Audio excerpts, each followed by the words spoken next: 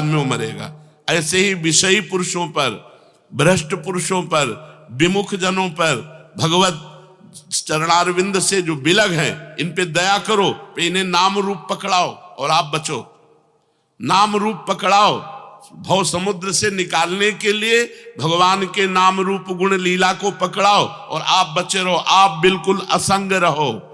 दया बिना साधु कसाई, और दया करी तो आफत आई। दया के बिना तो साधुता ही नहीं, पर दया संभाल के करे जिससे अपने आप को परमार्थ से भ्रष्ट ना कर दे। 11वां, क्षमा। कोई कितना भी सताए पर उसके साथ हमारा व्यवहार प्रेम में होना चाहिए। ये साधु की साधुता है, ये साधक की साधना है। यदि कोई भी हमारे साथ गलत व्यवहार करता है, गाली देता है, अपमान करता है, निंदा करता है, तो जब हम उससे मिले तो हमारे चेहरे में सौम्यता होनी चाहिए और ऐसे ही मिले जैसे प्रेमी जनों से मिलते।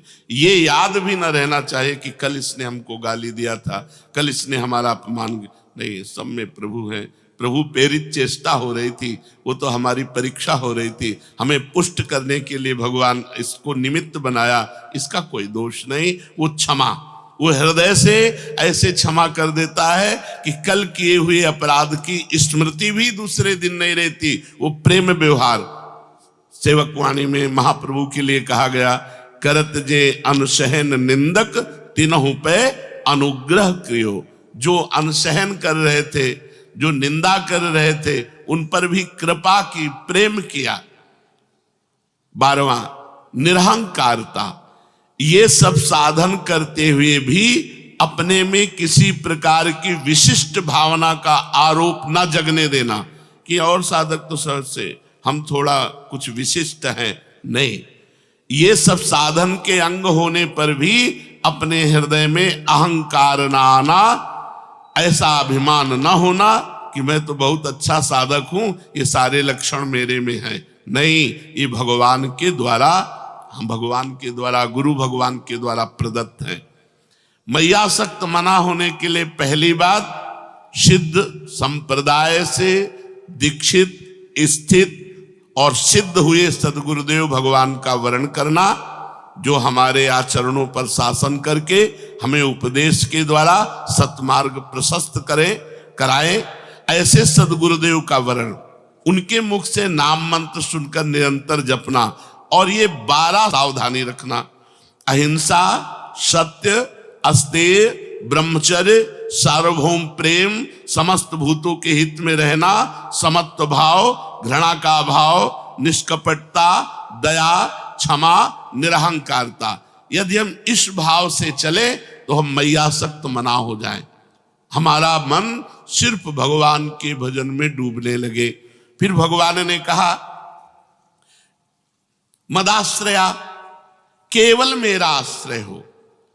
जब हम भगवत मार्ग में चलते हैं तो कोई न कोई हमारे इस आश्रय के बीच में घुस जाता है, चाहे कोई व्यक्ति हो या धन हो या कोई संबंधी हो, कुछ न कुछ आशा ममता किसी और से होने लगती है। ये जीवन में नहीं होने देना चाहिए। साधक को जीवन भर इस बात से बचाए रखना चाहिए, हमें भगवान मिले ना मिले, लेकिन हम भगवान के सिवा किसी को अपना नहीं बना सकते, अपना नहीं बना सकते, अपना नहीं मान सकते। हमारा आश्रय पक्का, भरोसा दृढ़, तभी मदाश्रया माना जाएगा। और ये बहुत जोर की बात है, मैयासक्त मना से भी जोर की बात है मदाश्रया।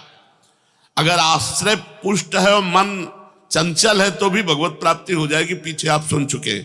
मदाश्रया, मेरी ही आशा, मेरा ही भरोसा, मेरा ही सहारा, मेरा ही विश्वास, सर्वथा मेरे जो आश्रित है उसे मदाश्रया कहते हैं।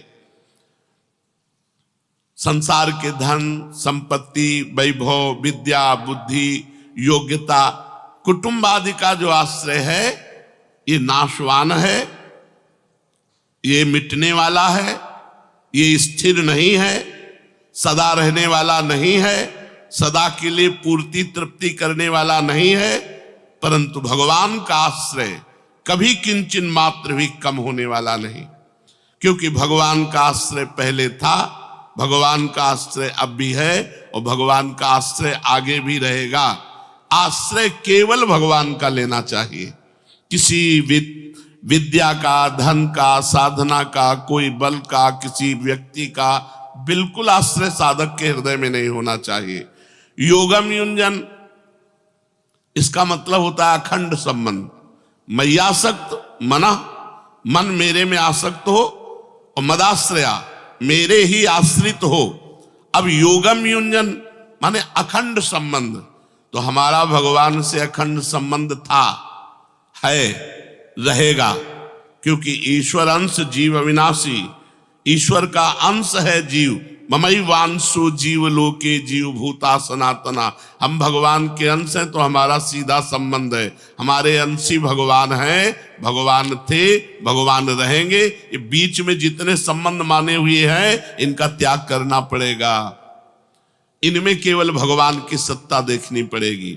सबकी ममता ताग बटोरी, मम पद मन है बांध बर डोरी। जब तक साधक ये नहीं करता तब तक नाटक चलता रहता है। शुद्ध भक्ति, शुद्ध ज्ञान का मार्ग असंग है, अंदर से असंग है। एकमात्र भगवान का आश्रय और एकमात्र भगवान से संबंध, संबंध भी केवल एकमात्र भगवान से। संत भगवान, गुरु भगवान, जगत भगवान, जितने संबंधी भगवान, भगवान के सिवा कोई नहीं। जो है उनको हटा दो, वहां भगवान को स्थापित करो। पिता भगवान, माता भगवान, भाई भगवान, पुत्र भगवान, पत्नी भगवान, सब रूपों में भगवान है। हमारा एकमात्र संबंध केवल भगवान से। तो योगम युंजन, योगम युंजन, युंजन का मतलब होता है अखंड और योग का मतलब होता है संबंध। यहां जो योग का शब्द का है वो संबंध, अखंड संबंध भगवान से। अखंड संबंध जो भी व्यवहार में आवे केवल भगवान। नाते नेह राम के मनियत सुहृद सुसेव्य जहां लो, गोस्वामी जी ने मीरा जी को पत्र में लिखा था। केवल संबंध, नाते नेह राम के मनियत सुहृद सुसेव्य जहां लो। जितने भी सुसेव्य हैं, बड़े बूढ़े जन हैं, जितने भी सुहृद जन हैं, हमारा एक संबंध रहेगा। ये सब श्री जी के हैं तो हम इनको अपना मानेंगे। श्री जी के नहीं, हमारा भाव नहीं बैठता तो असंगो हम। ये प्रभु हैं हमारे साक्षात, इसी भाव से हम संबंध रखेंगे। नाते नेह राम के मनियत, भगवान के नाते से सारा संबंध।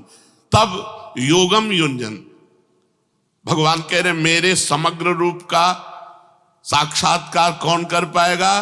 तो बोले मई आसक्त मना, जो मेरे में आसक्त मन वाला है, और मदाश्रया, जो केवल मेरे आश्रित है, और योगम युंजन, जो केवल मेरे से संबंध रखता है। भगवान के साथ जो स्वतः सिद्ध अखंड संबंध है, उस संबंध को मानता हुआ सिद्धि असिद्धि में सम रहता हुआ साधक जप, ध्यान, कीर्तन, भगवान की लीलाओं का गायन, श्रवण, स्वरूप का चिंतन, इसमें लगा रहता है, उसे कहते हैं योगम युंजन। सिद्धि असिद्धि में सम। हमारा कर्तव्य है केवल भगवान की लीला गायन, नाम जप, नाम कीर्तन, भगवत सेवा, ये हम 8 पैर कर रहे हैं। सिद्धि असिद्धि में सम, लाभ हानि में सम, परिणाम में सम। और हमारा प्रभु से संबंध था, है, रहेगा। उसी को गुरु जी ने संबंध जागृत करा दिया, उसी को जागृत कराया है। जो है संबंध, उसी का अनुभव कराया कि तुम श्री जी के, हमारे यहाँ संबंधों के लिए भाव है, दास्य भाव है, सख्य भाव है, गोपी भाव है, वात्सल्य भाव है, सहचरी भाव। भाव के द्वारा संबंध जो था, जो है, जो रहेगा, उसे जागृत कर दिया गया। असंशयम समग्रम माम, जिसका मन भगवान में आसक्त हो गया है, मैं आसक्त मना, और जो भगवान के ही आश्रित सहारे है, मदाश्रया, और जिसने केवल भगवान से ही संबंध स्वीकार किया है और किसी से हमारा संबंध ही नहीं है, ऐसा पुरुष भगवान के समग्र रूप को जान लेता है। अर्थात सगुण, निर्गुण, साकार, निराकार, जो भी जैसे भगवान है संपूर्ण। भगवान अपने भक्ति की बात कहते कहते अघाते नहीं। ज्ञान मार्ग से चलने वाला तो भगवान को जान सकता है, परंतु भक्ति मार्ग से जो जान चला तो भगवान के समग्र रूप को जान जाता है। निर्गुण, सगुण, निराकार, साकार, तत्वबोध, भगवत साक्षात्कार, सब कुछ। अपने इष्ट का जिस रूप में दर्शन करना चाहता है उस रूप में उसको दर्शन हो जाते हैं। इसमें खास बात समझनी है जो बड़ी कठिन है, केवल भगवान में आसक्ति। यहां शरीर में आसक्ति है, भोगों में आसक्ति है, रिश्ते नातों में आसक्ति है, धन में आसक्ति है, क्या क्या, ये सब नाम जप से दूर हो जाएगा। आप चिंता ना करो, गुरुमुख से मिले हुए नाम जप पर ध्यान दीजिए और नाम जप का प्रभाव देखिएगा कि आपको सब जगह से अरुचि करवा देगा, अंदर ही अंदर। बाहर कोई जान न पावे कि आपको अरुचि है, कि ये इस कोटि के भक्त हैं, ऐसा कोई जान न पावे। ऐसी चेष्टा करो। व्यवहार एक साधारण और स्थिति असाधारण। आसक्ति केवल मेरे में ही हो, आश्रय केवल मेरा ही हो, संबंध केवल मेरे से ही हो, तो समग्र रूप से मेरे को जान लेगा। ऐसा कहने में भगवान का तात्पर्य है कि अगर साधक की आसक्ति भोगों में है, आश्रय रुपयों का है और संबंध कुटुंब से है, मेरा भगत नहीं, ढोंग हो रहा है। इस श्लोक में 3 बातें बहुत जोर की है: आसक्ति, आश्रय और संबंध। मय्यासक्त मना मदाश्रय योगम युंजन। तो असंशयम समग्रम माम, संशय न करो, वो मेरे समग्र रूप को जान जाएगा। बस 3 बातें करनी। मय्यासक्त मना होने के लिए आज चर्चा हुई कि पहले गुरुदेव भगवान के शरण में होकर उनकी आज्ञा के अनुसार उनसे मिला हुआ नाम मंत्र उपासना, साइड में हमारे जो आचरण होने चाहिए वो कैसे होने चाहिए वो 12 बताए। इससे हम मय्यासक्त मना हो जाएंगे।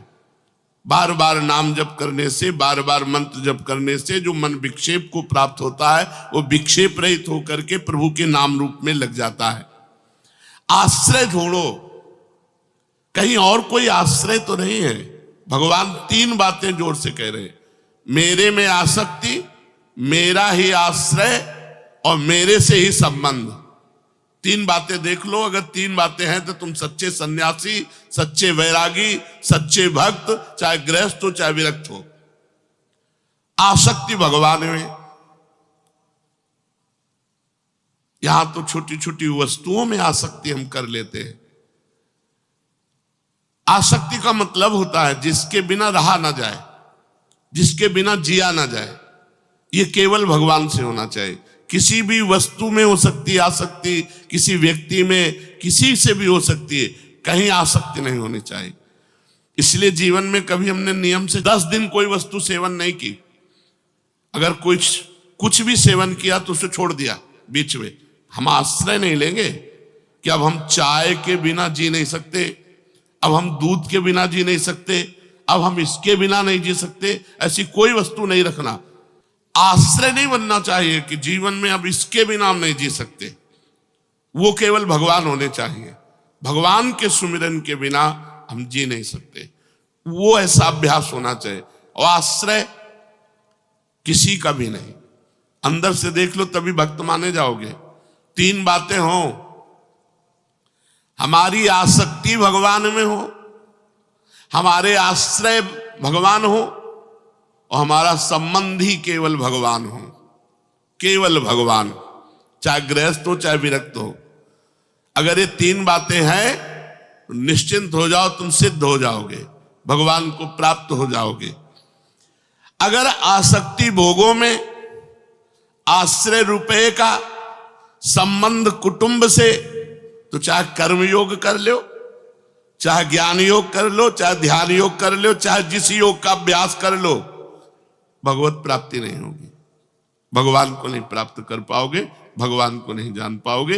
ये सबके लिए है, जितने योग हैं सब योगों के लिए ये तीन बातें हैं। अगर ये तीन बातें नहीं तो पाखंड है, दंभ है, नाटक है, वो भगवत प्राप्ति नहीं कर सकता। क्या?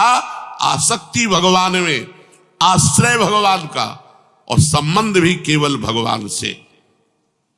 वो मेरे समग्र रूप को जाएगा, क्योंकि मेरे में ही प्रेम होगा और मेरा ही आश्रय है और मेरे से ही संबंध है। अब उसका काम बन गया। गुरु कृपा से नाम मंत्र के द्वारा आसक्ति प्रभु में करनी है, और गुरु कृपा से केवल भगवान का भरोसा रखना है, केवल भगवान का आश्रय रखना है, वो अंदर से केवल संबंध भगवान से रखना है। फिर देखो, भजन करो या ना करो, अपने आप भजन होगा, क्योंकि आसक्ति, आश्रय, संबंध, इन्हीं में मन जाता है हमारा जगत में।